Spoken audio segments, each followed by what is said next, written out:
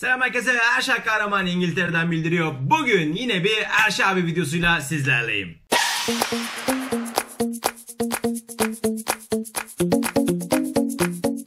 Bugün anlatacağım ilk konu heves baltalayanlar. Şuraya da hatta büyük büyük yazayım. Heves baltalayanlar. Heves baltalayanlar kim? Girişimcilerin hayatlarındaki enteresan insanlar. Heves baltalayanlar genellikle yakın çevrenizden olan insanlardı. Yani bu işte aileniz olabilir, evliyseniz eşiniz olabilir, kız arkadaşınız olabilir, erkek arkadaşınız olabilir, en yakın arkadaşım dediğiniz kişi olabilir, yakın arkadaşlarınız olabilir ama genellikle uzağınızda değillerdir, yakınınızdadırlar. Heves baltalayanlar ne yaparlar? Bir girişimcinin anlatmak istemediği şeyleri anlayamayarak, çünkü yani girişimci her şeyini anlatmak istemez ve biraz da kendine göre, yani biraz bağımsız olduğu için girişimci birçok şey hakkında bilgi vermekten çekinir. Bunun karşılığında da heves baltalayan, girişimcinin ne yapmak istediğini algılayamayan, algılayamadığı gibi de onu alıp böyle hani magmaya doğru, yerin dibine doğru sokmaya çalışan kişidir. Bir örnekle izah etmeye çalışayım. Bir planınız var, bir projeniz var. Mesela atıyorum ki şeye gireceğim. Kolonyalı mendil işine gireceğim diyeceksiniz, tamam mı? Kolonyalı mendil. Gidiyorsun, anlıyorsun. Şimdi moruk bak, kolonyalı mendil işine giriyoruz. Kolonyalı mendille şunu yapıyoruz. İşte malları buradan alıyoruz. Paketlemesini şurada yapıyoruz. Burada yaptıktan sonra bunu yapıyoruz. İşte ve pazarlama yöntemimiz de şu şekilde. Heves baltalarından şöyle bir şey gelir. Ya oğlum kaç yaşına geldin ya? Yani bu neymiş abi ya? Ya oğlum diğerlerinden farkın ne ki ya? Yani hani niye senden alsın müşteri? Anladın mı? Bak heves baltalayan sizin fikrinizi böyle net olarak algılayamadığı için sizin o fikrinizin saçma sapan, gereksiz, yapılmaması gereken bir şey olduğunu anlatmaya çalışan tiptir. Hep ne diyorum ben?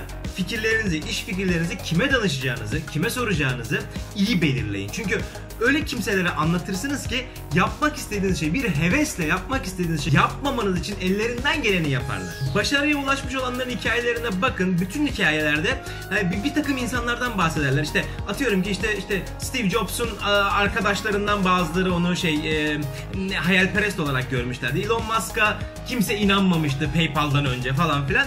Ondan sonra ne oldu? Bu adamların bütün hikayelerine, yani bu büyükler haricinde, yani steroidler haricindeki diğerlerine baktığınız zaman da hikayelerinde hep onlara inanmayan, onları sallamayan, onların fikirlerine önem vermeyen tipler vardır. Mesela Starbucks'ın sahibinin bir kitabı vardır, tavsiye ederim. O kitapta da bunu anlayacaksınız. Yani Starbucks'ı açana kadar ona inanmayan, onun hevesini baltalamak isteyen yani onlarca insandan bahsediyor kitabında. Şimdi efsane olmak istiyorsanız bir kere şunu unutmayın.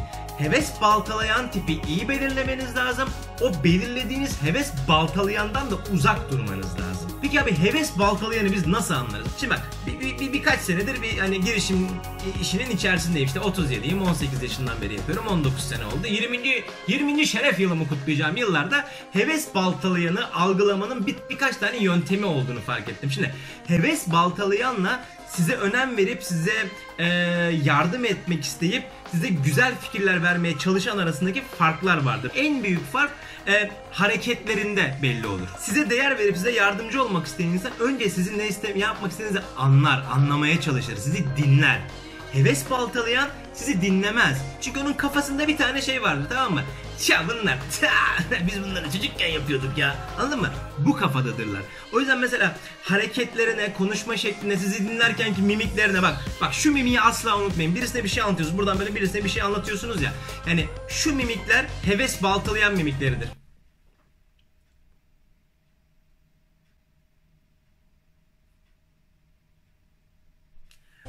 Bu surat ne biliyor musun? Biz bunları ne kadar zamandır gördük. Heves baltalayan olmayıp size destek vermek isteyen insanın mimikleri de aşağı yukarı şu şekildedir.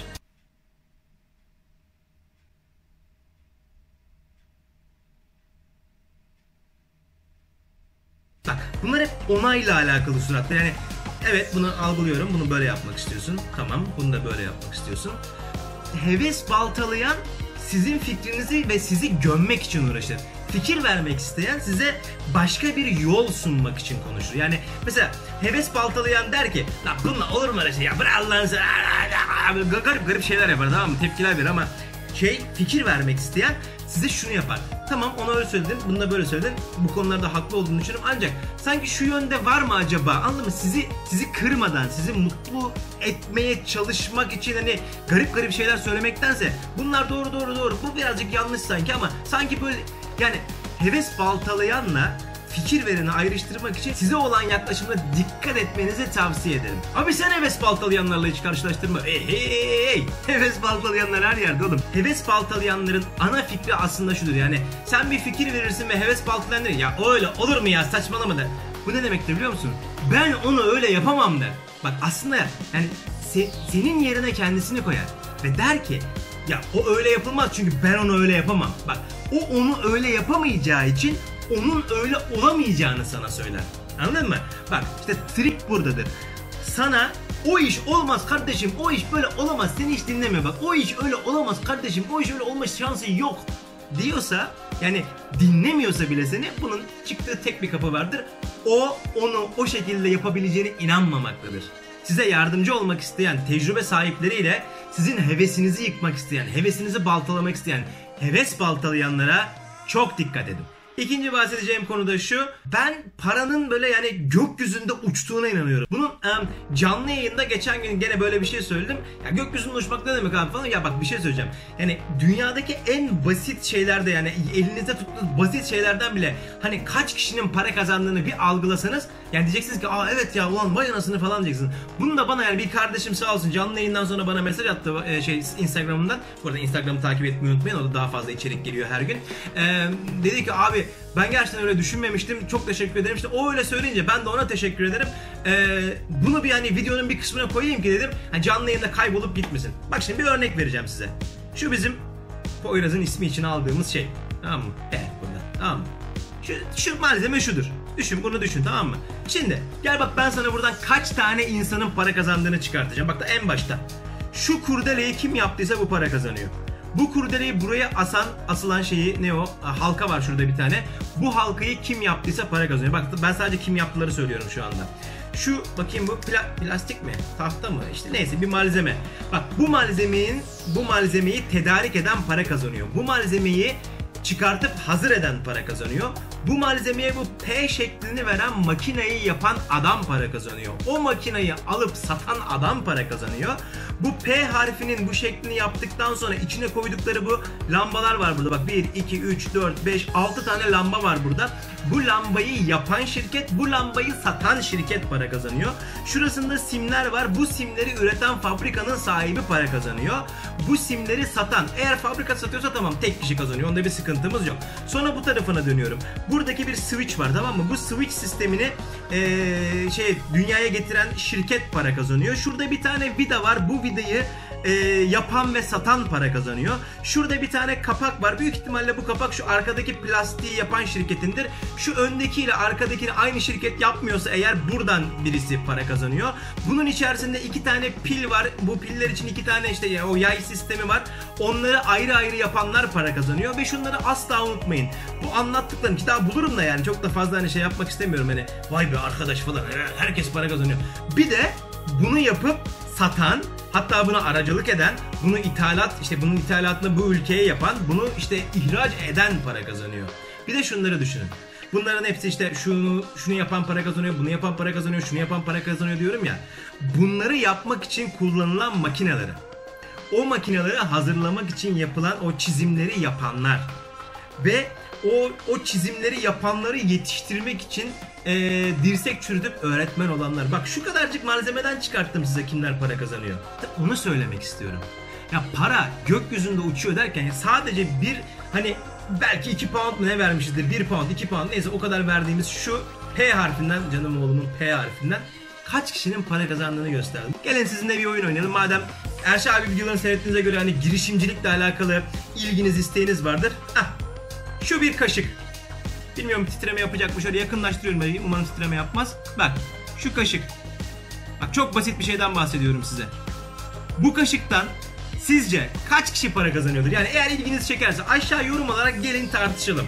Yani benim aklımda var. Ben şu ana kadar 6 kişi 6-7 civarında buldum. Şöyle dikkatlice bakın. Bak şurada ne yazıyor? Ne o? Munchkin yazıyor burada. İşte burada şeyleri var. Bu bir plastik. Tamam mı? Buradan kaç kişi para kazanıyor isterseniz aşağıda gelin yazın bunları. Beraberce bulalım. Bakalım para gerçekten gökyüzünde mi duruyormuş? Gökyüzünde böyle uçuyor muymuş? Biz mi yakalamıyormuşuz? Yoksa yani bahanelerimiz mi varmış bizim? Abi biz para kazanamayız ya. Niye kazanamazsın? Abi parayı nereden kazanabiliriz ya? Anlattım sana. Parayı nereden kazanabiliriz? Parayı nereden kazanabilirsin biliyor musun güzel kardeşim? Parayı fikirlerini hayata geçirerek kazanırsın. Para gökyüzünde uçuyor. Zıpla. Zıpladıkça yakalayacaksın. Bugün de dilim dönünce bir Erşe abi videosu yapmaya çalıştım. Umarım beğenmişsinizdir. Beğendiyseniz şu beğen tuşuna basmayı, kanala hala abone değilseniz abone olmayı ve ben içerik attıkça size bir bildirim gelmesini istiyorsanız telefonunuza ya da bilgisayarınıza bildirim gelsin istiyorsanız şu zil tuşuna basmayı ihmal etmeyin. Yarın akşam canlı yayın Türkiye saatte saat 9.30'da unutmayın. Yarın akşam canlı yayında da işte sorularınızı cevaplamaya çalışacağım. Yarın Oxford'da bir çekim yapmaya gidiyorum bu arada. Oxford Üniversitesi'nde öğretim görevlisi olan bir Türk arkadaşım, işte ismini vermiyorum, ismini kendisi versin diye videoların hiçbirisine bahsetmiyorum. Bununla alakalı çok kısa bir video attım. Eğer ki eğitim hayatı, öğretim hayatı, işte İngiltere'de burs, şu bu falan filan gibi konularla alakalı sorularınız varsa bakın bunun altına değil, bu videonun altına değil, küçük bir video var, 30-40 saniyelik bir video var kanalda. Onun altına yazın çünkü kendisi de takip ediyor şu anda oradaki soruları. Oradaki sorulardan yola çıkarak bir görüşme, bir röportaj yapacağım. Onların hepsini alacağım. Bak bu fırsat bir daha elimize geçmez. Hani İngiltere'de üniversite okumak isteyen veya eğitim almak isteyenler varsa tüm sorularını o videonun altına lütfen yazsınlar. Bugünkü video burada bitti. Yarınki yayında görüşmek üzere. Kendinize çok iyi bakın. Hoşça kalın.